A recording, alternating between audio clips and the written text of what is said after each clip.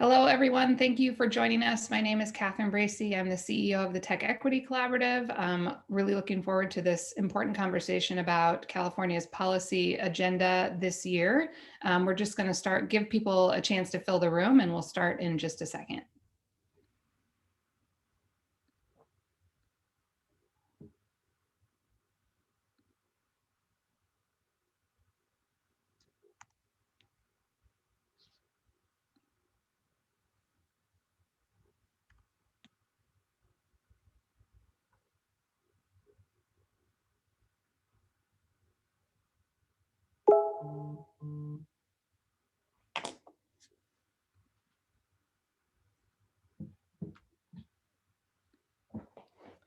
Hello, for those of you just joining us, this is Catherine Bracy. I'm the CEO of the TechEquity Collaborative. We're just waiting for the room to fill up before we start. So we're going to be getting going here in about 30 seconds.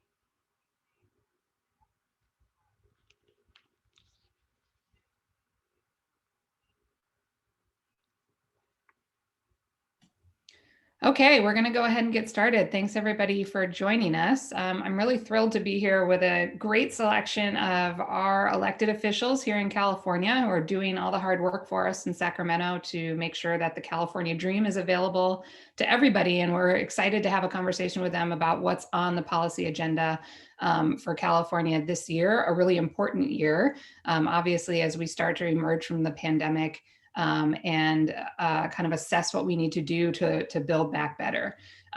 Before we do that, I just want to let everybody know who may be new to TechEquity, who we are and what we do. We are mobilizing the tech community, tech workers and tech companies around a set of issues that we think will make it so that as the tech economy in California grows, everybody benefits from that growth. And we do that in three ways. We do education, so events like this that help people in the tech community understand the issue landscape. We obviously do public policy advocacy, and you'll hear us talk a little bit more about that today. And we work with companies on how both they can engage in changing public policy, but also how they can incorporate more equitable practices into their business models. So we're really excited. I'm not going to spend too much on that, but I am just going to introduce Hannah Holloway, who's our Senior Policy Manager. Hannah is going to fill you in a little bit more detail on what our policy agenda actually means and how we tackle issues in a way that we think will contribute to a booming economy driven by tech, actually creating more opportunity for more people. So Hannah, I will turn it over to you. Yeah, thank you. Good afternoon, everyone. As Catherine mentioned, I'm Hannah Holloway with TechEquity Collaborative. And before we get into the conversation with the panelists, I'm going to briefly share some background on where TechEquity fits into the legislative session and the issues that are rising to the top for our organization. But first, a bit of background on us. TechEquity addresses California's affordability crisis by focusing on two key issue areas: housing and workforce and labor. And we see these issues as intimately connected. Economic opportunity means that your home needs to enable your work, and working should be a pathway to a stable home, though everyone, regardless of worker status, should have a home. Next slide, please. TechEquity believes that the housing crisis is a major driver of inequality in California, and to fix that, we need to take a multi-pronged approach that recognizes the disproportionate burden that low-income communities and communities of color bear for housing instability. That approach we understand through what's called the 3P framework, which you see on the deck in front of you: protecting ourselves from housing instability and displacement, producing enough housing at all income levels with a particular focus on affordable housing, and preserving existing housing. Next slide, please. On our labor platform side, we believe that ensuring a 21st century economy works for everyone means that every job, whether that's in tech or not, should be a good job. We advocate that we can protect workers and achieve economic justice when companies are accountable to responsible contracting standards, respecting the rights of employees, and removing the artificial barriers between classes of workers that serve to suppress wages, benefits, and working conditions. It's also imperative that the tech industry expand its labor base to be more representative. While training is one component of workforce equity, it alone cannot reverse inequities in the workplace or guarantee employment for displaced workers.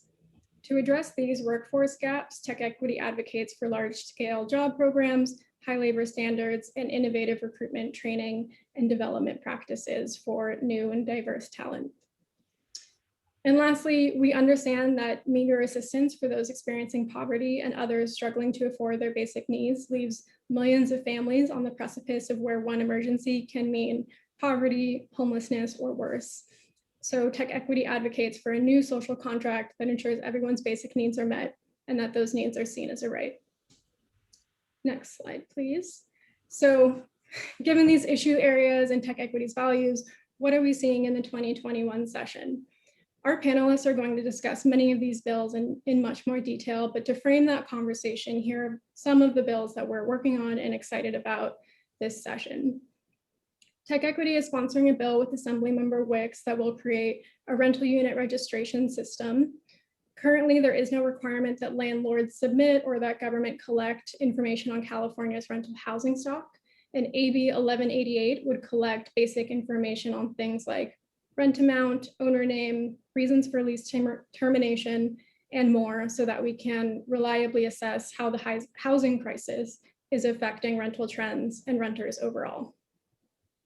Within the protection aspect of that 3P framework that I mentioned, AB 15 and 16 taken together would address ongoing challenges for the COVID eviction crisis by adding additional debt protections for tenants in AB 15, as well as financial assistance for landlords and housing providers and tenants alike with AB 16. There are also 6 bills known together as the Senate Housing Package, which do a variety of things to remove both resource and regulatory barriers to housing development. Highlighting just one of those bills, SB 10 would allow cities to approve high-density housing in certain areas if it's also close to transit stops, job centers, and underdeveloped urban land. There's also an effort, the Bring California Home Act, to create affordable housing and rental assistance for hundreds of thousands of Californians each year via a corporate tax increase on companies profiting over $5 million. And it's also worth highlighting a bill that would prevent cities from using excessively low density development requirements or excessively large lot sizes to circumvent high density zoning laws. Taken together, these bills constitute notable progress toward the 3 Ps of production, protection, and preservation. On the workforce and labor side, there are equally exciting proposals to protect workers and meet Californians' basic needs. AB 74, for example, would ensure that California joins a virtually unanimous group of states that allow people to receive unemployment and other benefits via direct deposit by eliminating the likelihood that fraud risk could delay delivery of critical assistance.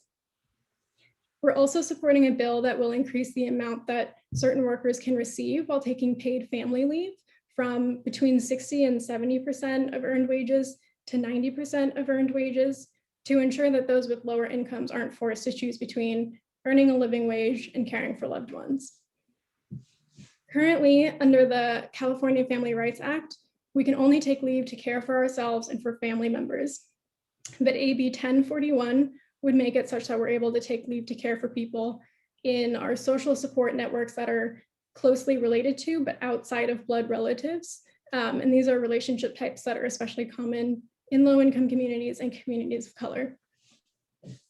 And to close us out, AB 1119 would recognize family responsibilities as a protected class characteristic for which workers cannot be discriminated against or denied reasonable accommodation.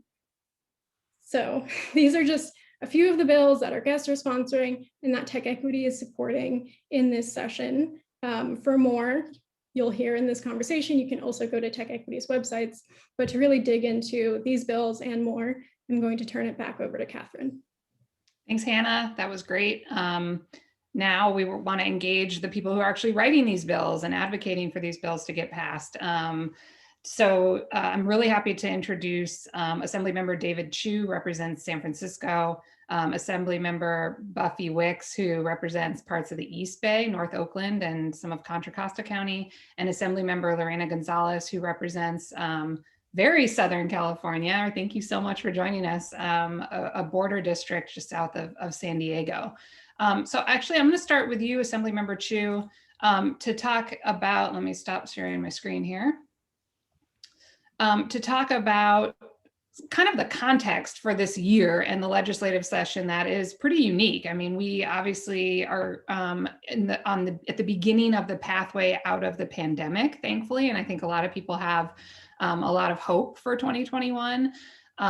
We know that there was a lot of fear about a big budget deficit last year, which turned out to be a budget surplus. And also we have a new administration in DC where we've seen a pretty robust stimulus package that includes a lot of funding support for local and state governments come through recently. So I'm wondering if you can talk about, as someone who's really been on the front lines of pushing for protections for people who are at risk of losing their housing during the pandemic, and the eviction moratorium that has recently been extended, how do you view that larger context, and what still needs to be done on the housing front to make sure that we're not seeing an uneven recovery that doesn't see those new benefits really supporting the people that are hurting the most? Well, simple question. I'll try to answer it in like a minute and a half. But let me just start first by thanking Tech Equity on a number of fronts. I spent 10 years starting and running a technology company before I ran for public office. And it's generally the case that that the tech industry, particularly the tech workforce, just doesn't engage in public policy on really critical issues that impact all of us: housing, transportation, equity issues, workforce issues, and that's what Tech Equity does. So just appreciate your voice, and also, frankly, also appreciate your progressive voice in this area. I got to know Catherine and the organization a couple of years ago in the height of the eviction and rent crisis, when we worked together to pass the strongest rent gouging protections in the country, and you guys were at the heart of that coalition. So that work has continued during this pandemic. And just to jump into the question, we have had literally millions of renters in California who have been one paycheck or rent check away from eviction because everyone had a shelter in place and folks lost their jobs. And that put so many folks at risk. The estimate was anywhere from $2 to $4 billion of rental debt just in 2020, not counting the first couple months of 2021. So we have really been facing an eviction cliff for some period of time. The courts had put in an eviction moratorium that expired at the end of August. And my colleagues and I worked very hard last year to put the first eviction moratorium in place that extended till January the 30th. And then we worked really hard in the month of January to extend that again to the end of June. And the good news as we were doing this was the federal stimulus package at the end of December was able to send $2.6 billion of renter assistance to go to struggling landlords and tenants to patch folks up during this time period. And then the Biden-Harris recent American Rescue Plan included another $2 billion of relief in this area. So our profound hope is that we'll be able to provide a social safety net for all the folks who have gone into just very, very deep rental debt during this time period. The monies are just starting to get out. In fact, this past Monday, the applications went live for folks to apply for this relief. And so we'll know in the next couple of weeks and months just how many folks we still need to take care of. But it's been a touch and go time period, as you can imagine. I think the other thing I'll say is there is about to be a very significant conversation that the Biden-Harris administration will be having with Congress around an infrastructure package. And typically, when folks think about infrastructure, they think about roads and bridges and transportation infrastructure. But a number of us also believe that we need to be thinking about housing infrastructure. How do we build more affordable housing? How do we build the sewers, the childcare centers, the schools in and around housing and communities to make sure that communities work? And given that we lost about $2 billion a year when so-called redevelopment dollars dried up during the Great Recession, we have a lot of catch up to do. So there will be a conversation around that. And then I'll just to round it out, in the legislature this year, I'm hopeful that we're going to have much more of a significant conversation on how we tackle homelessness, how do we build more affordable housing, and then how do we produce more housing more generally. So just to highlight a few topics of conversation. Yeah, that's great. And it's so nice to, TechEquity was founded, we started in 2017. So really, we've only been doing housing work in the Trump era. And so I think this is one of the first conversations we've had about the possibility of federal support for the state housing agenda. And it feels really good to be able to have that conversation. So Buffy, speaking of things we've been working on in the housing space forever, the rental registry bill, which we sort of collaborated on early and have been working on for the last 3 years.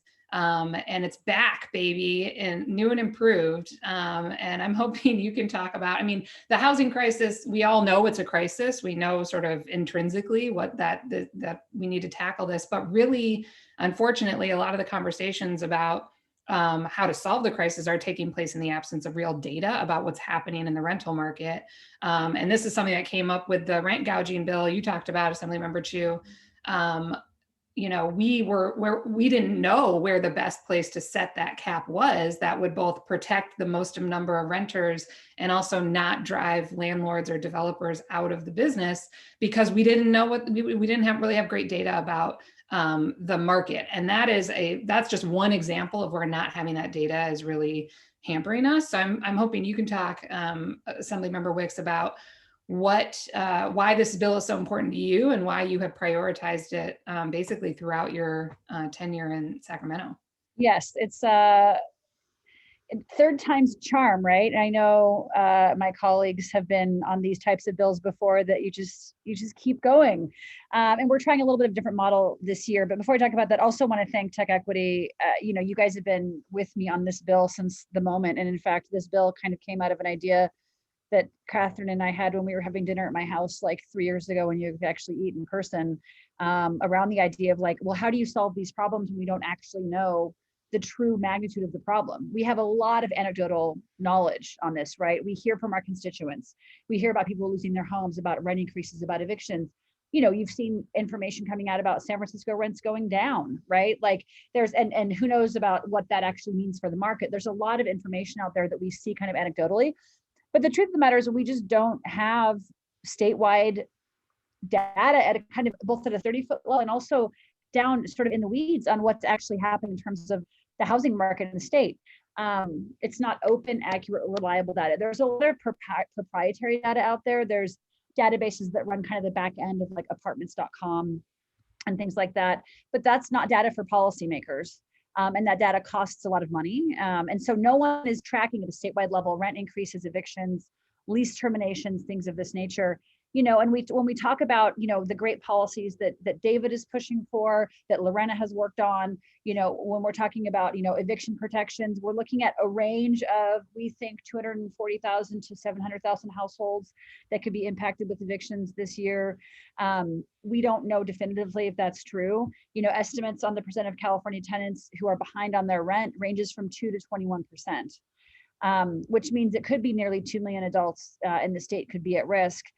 In addition to that, only households with incomes of 80% or less of the median income in their area are eligible for financial assistance.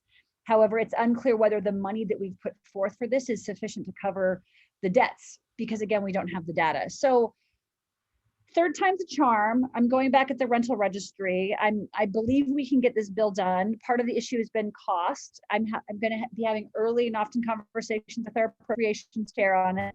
And David's been helpful. And we're actually looking at ways we can do it, I think, more cost efficient, which I think is important.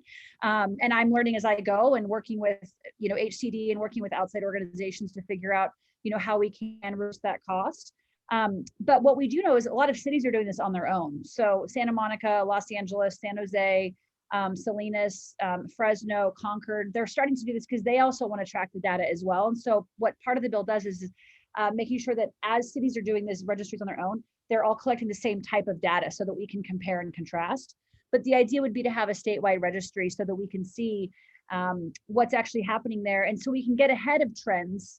If we see something happen in certain communities, we can try to get ahead of that trend and create public policy that impacts that. I think ultimately all of us on this call believe in evidence-based policy making, and that comes from data. And the fact that the state we don't have our arms around that, it makes it hard for us lawmakers. And it's also important for our think tanks and our universities and our reporters and our journalists to be able to have this data. So I am going back at this along with TechEquity and a broad coalition of folks to try to get it onto the floor and over to the Senate and onto the governor's desk this year. That's great. And I actually forgot to say earlier, I know there's some chat going on. We are going to be taking questions. So if you have questions, please put them in the Q&A. You can feel free to use the chat to just chat. But if you have a question for the panelists, please use the Q&A function. And also if you are in the chat, chatting with your fellow attendees, please note that we do have a code of conduct for all of our events, including our virtual events. And I think Herman can post a link to that so you can read the details. But basically, this is a safe space for learning. Please respect everybody's ability to get something productive out of this conversation, and make sure that everybody can, sort of be in a respectful environment. So we're going to move on to workforce and labor, but just to note that we will be joined by Senator Scott Wiener in about 10 minutes. He's chairing the Senate Housing Committee today, so couldn't join us for the entire hour, but we'll be coming back to him when he joins us to talk about some of the production bills that are that Hannah mentioned before and that are really exciting. Speaking of production, Assemblymember Gonzalez, you had one of the very few housing bills that actually got passed last year, which is exciting. We were excited to support it, so congratulations on that. But you're actually more known for being a champion for workers' rights in California, and that's where we want to go with you. You have, I can't even list them all the bills that you're working on this year that help shore up rights for workers. I'm just going to turn it over to you and let you talk about what you see on the horizon in this area and what your priority bills are in the space. Thank you. And thank you for having me. You're right. I was really excited to have our I think it was the only production or one of the only housing production bills that got through last year. My first foray into housing policy. I'm glad I did it, but wow, it was a struggle. Last year was a struggle because of COVID. Hopefully this year we will do much more. But worker protections are something that we've been working on from the day I got elected, and we will continue to work on specifically worker protections for low wage workers. We know, and I don't have to tell this audience, that income inequality and wage inequality is one of the biggest issues that we face in California. And so many other things, of course, stem from that. So if you look at kind of our progressive framework, sometimes we forget that it doesn't apply or fit everybody. And one of those bills that we're trying to go back and do more for is paid family leave. So that was talked about in your initial slides, AB 123. So the way that paid family leave works now, and California was the first state to pass paid family leave. It's been in existence for 2 decades. And yet we are at a level that is anywhere between 60% of somebody's income. So what that means is all of us could qualify for paid family leave, and we could get, if you're an employee, and you could get 60% of your income. Now for higher wage earners, often businesses will put in the rest. To get you whole, you really need 90% of your income because of tax reasons. You only need 90% to be made whole to stay home. But low-wage workers, we have found, although they contribute to the paid family leave pot, every worker does, can't access it at the same rates. And what we have found in surveys and in research is that that's often because low-wage workers can't live on 60% of their salary. We have to, and just a reminder, this year it's 60% because we went up from 55% just a few years ago, but that's sunsetting. So if we don't do something this year, we actually revert to 55% of your income. It probably won't affect high wage earners, because those businesses will still contribute to make people whole. However, low-wage workers obviously can't afford that. The reason we keep raising the minimum wage is because people can't live on that. And when you're talking about paid family leave, especially paid family leave that is taken because you're having a new baby, that's often when expenses are the highest. So we have a lot of families have to weigh in between taking that leave and paying the bills, quite frankly. So we'd like to increase that to 90% for most income earners, so that up to a limit. It won't really affect the high wage earners, but it will definitely affect low wage earners and allow them to actually take the leave that's provided in law and the leave that they pay into. In order to pay for that, though, we've got to start talking about who pays into paid family leave. And that is every worker up to, about $130,000 of your first earnings. We stopped that after $130,000. And so in a way, disproportionately lower income workers are paying more of their proportion of their salary than even higher wage earners. So we need to right size this and make sure everybody can benefit from a program that was progressive in the first and out there, but doesn't seem to be fitting the needs of everybody. And then we have a variety of other bills, of course, for workers, as we often do. We've got a warehouse worker bill, which of course, with Amazon being a company that has produced a lot of wealth during this pandemic, that has grown in its stature and its wealth, continues to it's an interesting, for people involved in tech, it's interesting, and it's kind of our first foray into this, like what happens when humans are governed by algorithms, right? What happens when your pace of work is really predetermined, not by an individual or a supervisor, but by an expectation on a computer.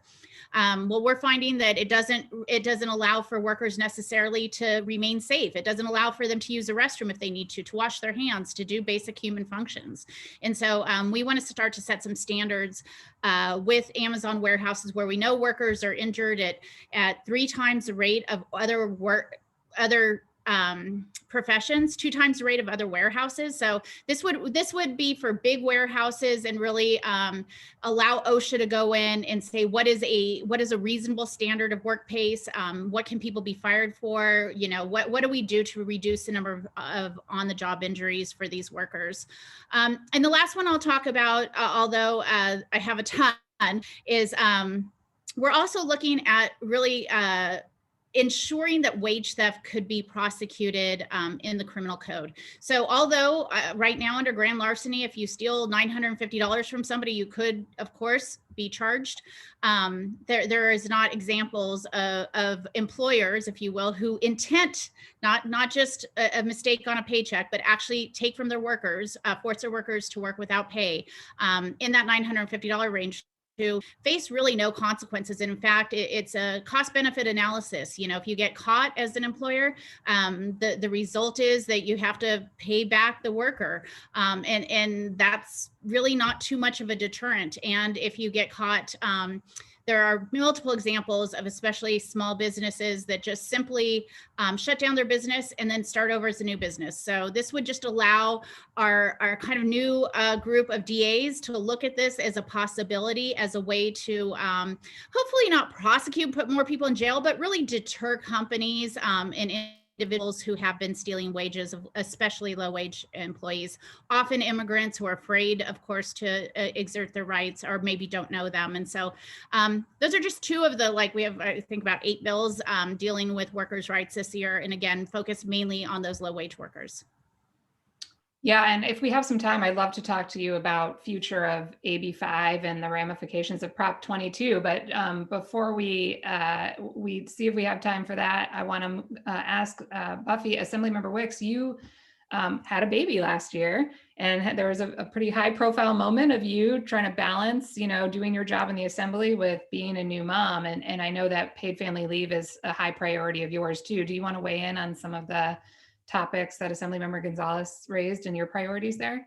Sure. And Lorraine has been such a champion on this stuff since the day since before the legislature, her work in labor, and has really led the way on it. And I've picked up some work in the space as well, and did some work in the space prior to being legislator myself. But one of the issues that I'm confronting now, I have a bill, the numbers escape me, I think it's AB 1041.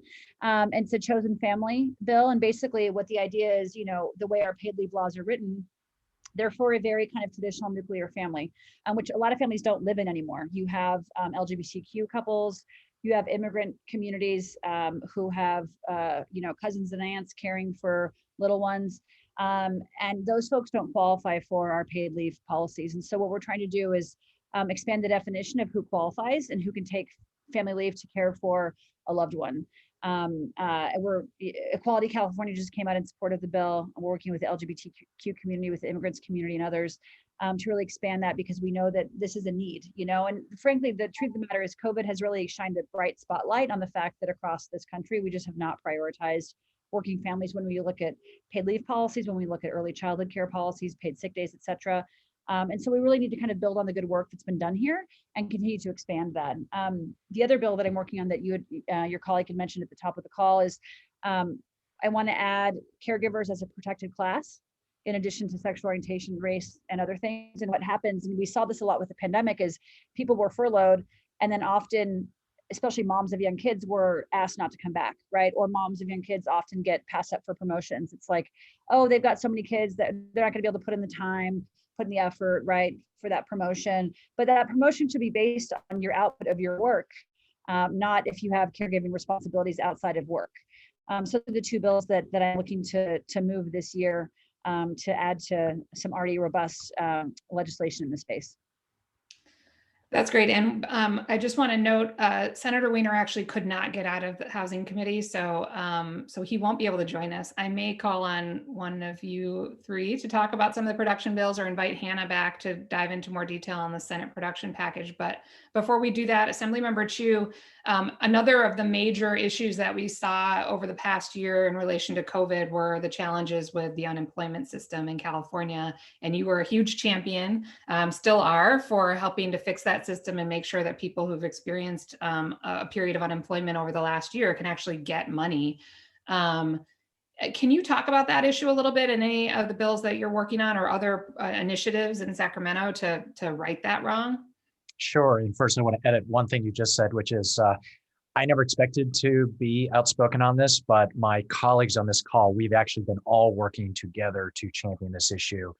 Lorena, Buffy, we have a team of legislators that have really been trying to tackle this. And, hopefully folks who have joined us today, mostly out of the tech community, we haven't seen the unemployment levels that have just decimated so many other industries. But as you probably know, even if you're not in one of those industries, we've had millions of folks who've been pushed out of work because of the shutdown. And we've had an unemployment benefit system that employers and employees have paid into for years that has just utterly broken down, has been dysfunctional. And what I will say about the failures of EDD during this time period is that they have all been fundamentally driven by failures of antiquated technology. So I figure this is something for the tech industry to just be aware of. The Unemployment Agency, otherwise known as EDD, has been relying on an IT system that is 30 years old, based on a 60-year-old programming language. I wish we were in person. I could ask folks for a raise of hands of how many of you have coded or worked in COBOL before. But a decade ago, during the Great Recession, the system crashed. And back then, this was before all of us came into office, given recent term limit changes, policymakers said, we're going to fix it. And there was an IT vendor, Deloitte, that was given $260 million allegedly to upgrade the system that failed miserably. And what has happened is we've had literally over 1 million Californians who have not been able to get checks on a timely basis, who have been struggling to put food on the table, to pay the rent, and just haven't been able to. And so a number of us teamed up to introduce bills. Want to really credit, Lorena has led the conversation to say, maybe rather than getting debit cards in the mail, could we actually direct deposit bills, benefits?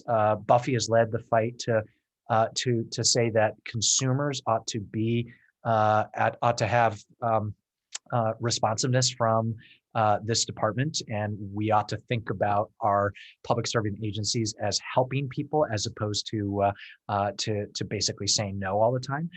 And I introduced a bill to address a topic of language access. The fact of the matter is 40% of California speaks a language other than English at home. There was a recent audit that showed that if you're not fluent in English, literally the quote is, you face insurmountable barriers to receiving assistance because, let's put it this way, Google Translate just doesn't cut it. And even though there's some things translated into Spanish, there are a lot of things that if you only speak Spanish, you are unable to access services. And if you don't speak either English or Spanish, which is true for folks who speak one of, there are over 200 languages spoken in California. So if you speak any of those languages, you are triply screwed. So we have a number of bills to really address all of these topics, but it's been a really difficult conversation. And fundamentally, it is one of just antiquated technology. And frankly, I wish there were folks who are with us today who could go into government, help us re-engineer this, and really fix EDD. Buffy or Lorena, do you want to weigh in on that one? Well, I would just weigh in to say, I often think back to my first oversight hearing in the Capitol in 2013, and it was about EDD's ineffective tech issues, basically, and how at that point we had EDD workers who, despite people filing online, had to hand print what was filed to them and then entered into a different system. I mean, this is how duplicative and horrible our tech is when it comes to EDD. It's time for us to just step up and step in and make sure. It only becomes an issue when a ton of people need unemployment, right? But that happens during a recession like it did previous to 2012, and it happened again during the pandemic, and it's gonna happen again. I mean, this is something we know. And so it's something I think all of us really feel like we've got to focus on it, not just to solve the problems today, but to solve the problems long-term and make sure it's customer friendly. And it's going to take work and it's going to take a lot of money. I mean, that's just the reality. Yeah. As someone who used to work at Code for America, this issue hits close to home for me. So I'm familiar with how hard these things can be, and we'll be right there with y'all helping to get this done. Because Senator Wiener can't join us, I want to ask Hannah to rejoin the conversation and give a little bit more detail on that Senate production package, what's in there, and then if the three of you have want to weigh in on production before we move to Q&A, that would be great. And that's a cue for all of you who are listening. If you have questions, to take this opportunity to drop them in the chat. We're going to get to those in just a few minutes. Hannah, back over to you. Yeah. So as I mentioned, we tend to understand what we need to do to address housing through the 3P framework of production, protection, and preservation. Looking just at production, there is also sort of a multi-pronged. Wait, new arrival, Senator Wiener's here. Hi everyone. I'm sorry. I'm sharing the. I'll do this. I'm sharing the Senate Housing Committee now. So, but I did get a moment to step out, and I apologize for not being able to fully participate. But just wanted to say thank you to TechEquity for all your work. No problem. Thanks for being able to join. We were just starting to talk about the Senate production package. So, if you have a couple minutes, do you want to talk about what's in that and what you're excited about on the production front this year? Sure. Happy to. So yeah, we have. Last year was a little bit challenging at the end of session, but it's a new year, so we have a few terrific bills. Headlined by Senate Bill 9, by Senator Atkins, our leader, which will legalize duplexes statewide by right, and also allow by right lot splits for lots that are 2 duplexes. It's a powerful bill, and I think is a meaningful step in zoning reform. Then I'm authoring Senate Bill 10, which is will give cities a voluntary new tool to upzone up to 10-unit buildings in non-sprawl areas, near transit, job-rich areas, or infill, without having to go through a whole CEQA process. So being able to quickly upzone and then allow for those missing middle kinds of developments. There is Senate Bill 6 by Senator Caballero, which will facilitate the conversion of underperforming commercial land to residentially zoned land, like the dying strip mall that we sometimes see around the state. And then SB 15 by Senator Portantino, which will also create more incentives for cities to convert underperforming commercial land. And then SB, I believe it's 7 by Senator Atkins, which will expand the CEQA streamlining that larger projects can sometimes get. What was formerly known as AB 900, that if you're being sued under CEQA, that the lawsuit has to be resolved within, I think, either 6 or 9 months. And so it's expanding that CEQA streamlining down to housing projects whose budget is at least $15 million instead of, I think it was $100 million before. So significantly expanding the universe of smaller housing projects that can utilize an expedited CEQA lawsuit streamlining. I think those are there's also a housing bond, and that is still a work in progress, but we'll be pursuing a housing bond for the 2022 ballot, so the state can be a better partner to local communities in building affordable housing.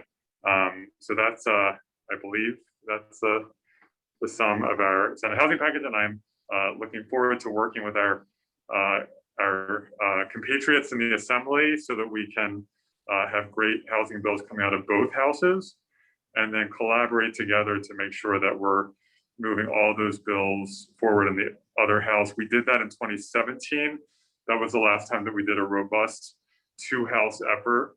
We had great bills coming out of both the Senate and the Assembly, and then we partnered to make sure that those moved through both houses. And it was a very, very powerful year, and I really look forward to doing that again. And I'm glad to see that some of my great pro-housing champion colleagues are here today and representing various parts of the state. Sometimes it gets stereotyped that it's Bay Area members, but Assemblymember Gonzalez has really stepped up in a big way, and other members from Southern California and the Inland Empire, Central Valley. So it's a really strong team effort. Yeah, well, thanks for jumping in. We'll let you get back to the committee because I know you're actually in the middle of doing all of this hard work. So, we'll let you go. But thank you so much for phoning in.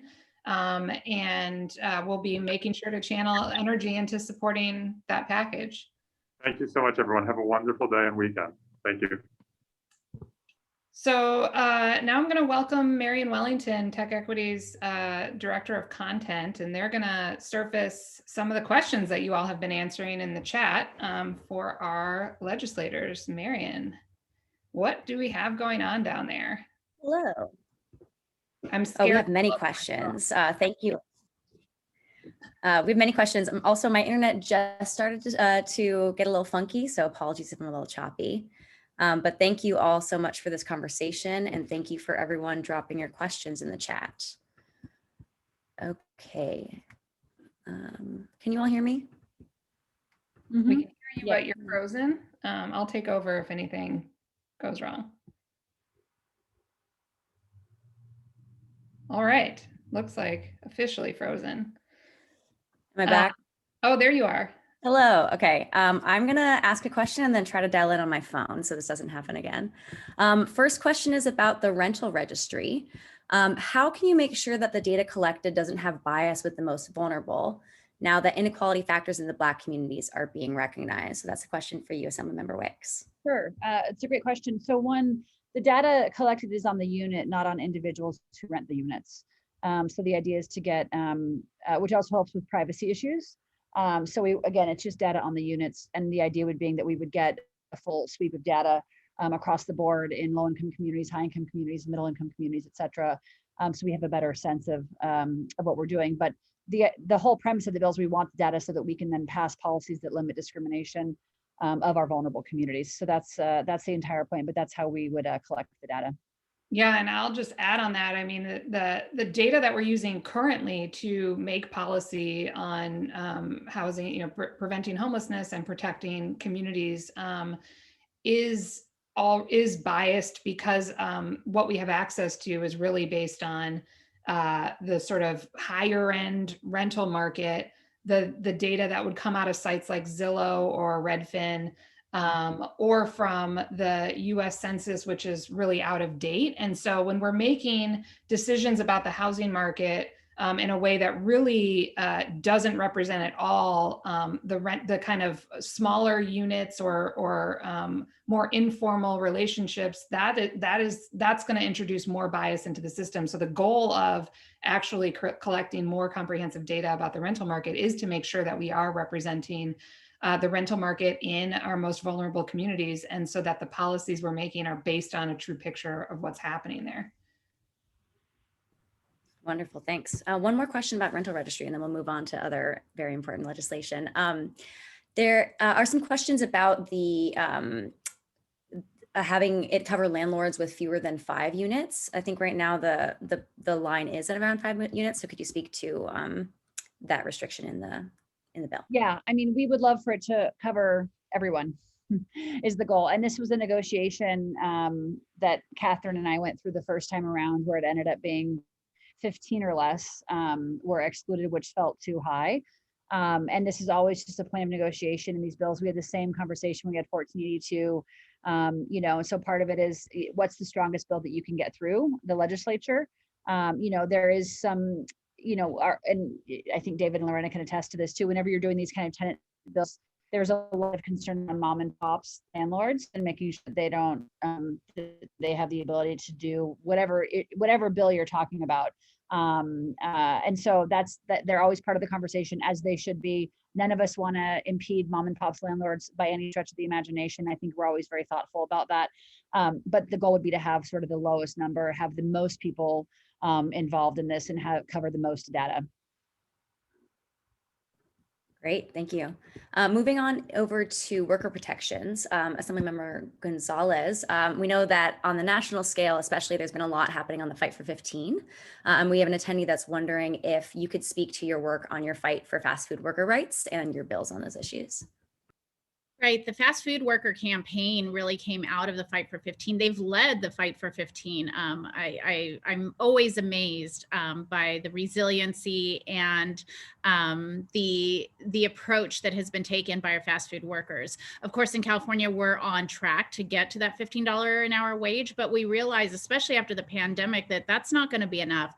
There are some very specific things that fast food workers deal with.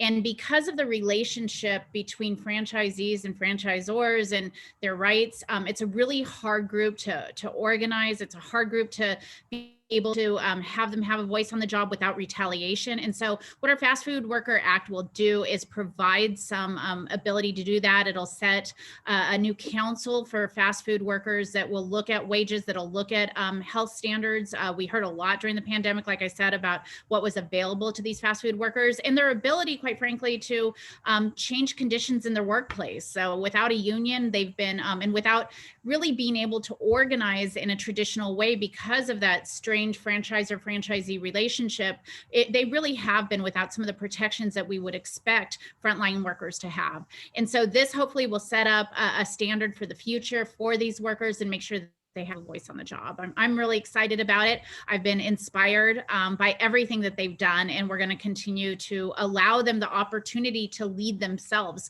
What we once thought of as a job, maybe or I should say the companies make us think of it as some kind of teenage job that is temporary and is a step in a ladder to get somewhere else. We know just isn't true. Fast food workers, of course, are adults. These are careers, and so often single moms. And so we've got to provide them with the protections that they need and allow them to have a voice on the job. And hopefully this will do it.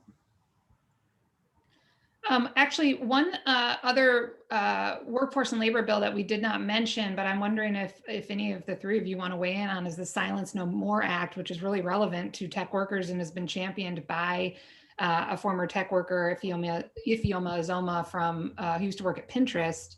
And this is in response to NDAs and the fact that NDAs prevent many workers from speaking out about their experiences with bias or discrimination in the workplace. Do any of the three of you, I know I'm kind of putting you all on the spot, but want to weigh in on that one? I'd be happy to. It's a great bill. It's an extension of what Senator Leyva did for sexual harassment, but extends it beyond that. And what we know is the combination of NDAs and forced arbitration really provide us, they really create this barrier to us knowing what happens in so many workplaces. So not only are there NDAs, but the forced arbitration situation, mandatory arbitration, means we don't hear lawsuits. We don't hear kind of the activities that are going on.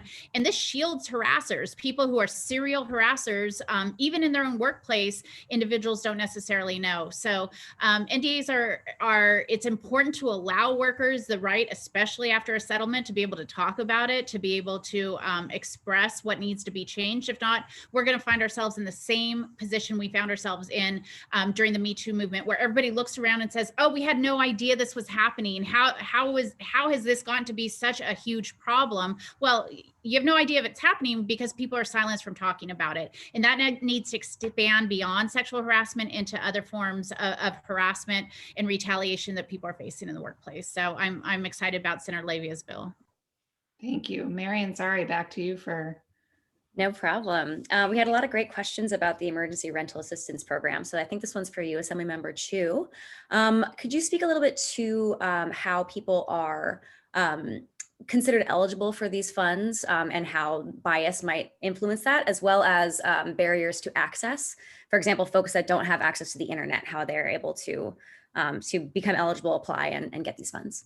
Sure. So the funds were designed by the federal government and then reinforced by our state law to get to folks who need it. So the thing to know about being able to access the funds, you have to have a salary or income of less than 80% of the area median income, which for the Bay Area, as we all know, is quite high. You had to have experienced a COVID-related economic impact. So it's kind of what you would expect, which is you either lost your job or saw a substantial drop in your income. If this was the case, working with your landlord, if your landlord and the tenant both agree to this, if the landlord agrees to forgive 20% of your rental debt, the two parties would receive effectively rental assistance for the remaining 80% of what it is that you owe. But if the landlord doesn't agree to that, the tenant still would have the opportunity to apply for 25% of rental assistance. If it had been up to me, we would not have structured it quite that way, but that is what we did to really incent many landlords to hopefully forgive 20% of that rent. Now, part of what the question was about was just how do you access this? The easiest way to access this is online at housingiskey.com, which is a state website that has been put up, and that's where applications are. But we are very cognizant of the fact that there are plenty of folks who do not have access to the internet. And so we'll be working with a network of both government agencies as well as community-based nonprofit organizations to make sure that we get the word out to folks. We really want to make sure that anyone who's struggling, who is at risk of an eviction because they can't pay for back rent or upcoming rent, gets the relief they need. We are very cognizant of the fact that we are dealing with a lot of populations that are hard to communicate to, who may not get information as we push it out through the news. So we're going to be monitoring this over the next couple of months to make sure that folks in need get the information. It is very likely that when the current eviction moratorium expires at the end of June, we are going to have another conversation about access to funding, as I mentioned before, with another $2 billion plus that we'll be able to disperse. We want to make sure it gets out to the folks who need it. So appreciate that question. Kind of intrinsic in there was a question about access to the internet, and we are also supporting, we didn't mention it before, the Broadband for All bills, which would expand access to the internet in the state. Before we wrap up, I have one last question, which is going to be a leading question. As legislators, how do you see citizens engaging in this process in the most effective way? And how should we show up in a way that is really going to help to advance your agendas? I'll take a stab, but I mean, showing up, speaking up, holding our feet to the fire, holding us accountable, telling us what you think, not just our districts, but everywhere. And we listen to it. I know I can speak for all of the members on this Zoom. We pay attention to what you guys say. We need to hear it. And I will say the value of your personal story and your personal experience is really, really important. We hear from lobbyists all day long, and that's all fine. But hearing from people in our community who are experiencing these problems, whether you're a fast food worker, you're being evicted, or whatever the issue is, that stuff resonates with us. So it's good old fashioned outreach and maybe blow us up on Twitter too. All those types of things really work. So just speaking up, speaking out is very, very important. Yeah. Others of you?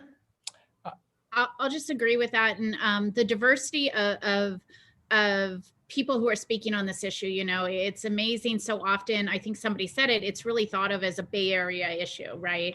But when I go into my community and I ask about especially housing, wages, these are things that are at the top of the mind of workers in my district who are by and far low wage workers, service workers, hospitality workers, and workers at things like fast food restaurants who know and are experiencing these issues firsthand.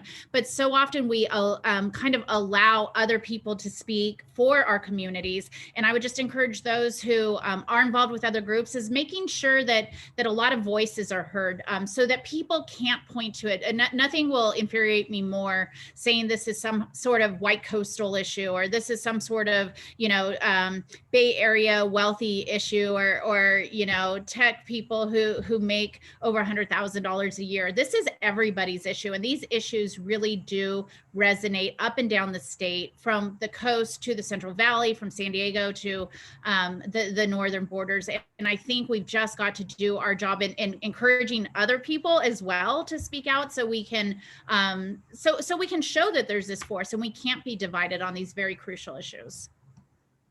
And I'll just chime in by saying, as I said before, the technology industry and workforce really doesn't generally engage on these policy conversations. And what that has meant for our state and say the Bay Area is we have the housing crisis and housing shortages and the eviction crisis and the homelessness crisis for a reason, because folks who care about these things haven't engaged. A lot of your workforce, you're busy working around the clock on the next big thing of whatever is important to your industries and your companies.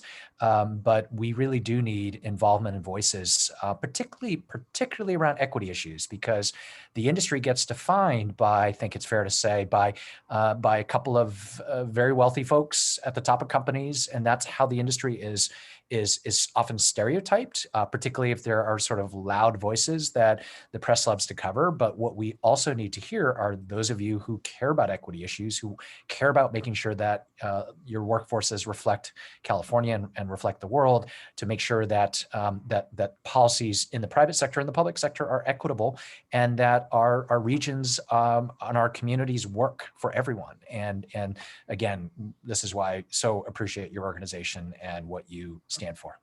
Well, on that note, we are going to ask you, if you are a tech worker and you're watching, to get involved with us. You can do that in some pretty easy ways. Tomorrow, we have an intro webinar, which really gives a deeper dive into what Tech Equity does and how you can get involved in our work in policy advocacy or in other ways. So we'll be sending a follow-up email with all this information in it, so don't worry about that. You can become a member. It's $10 a month or $100 a year. And that really helps us bring your voice to the table in the way that our assembly members have mentioned.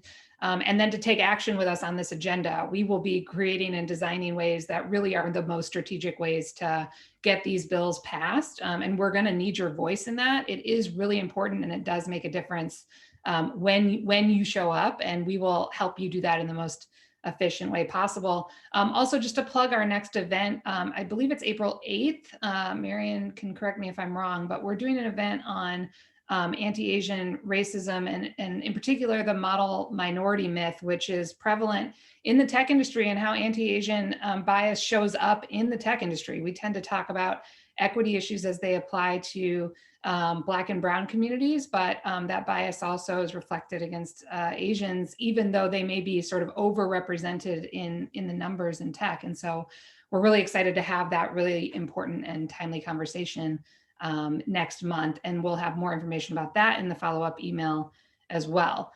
So now I just want to thank our assembly members, Lorena Gonzalez, David Chu, and Buffy Wicks, who are doing really great work. Thank you for joining us for this full hour, and get back to doing all of this great stuff for your constituents. Thank you. Catherine, thanks, guys. Thanks all. Thank you.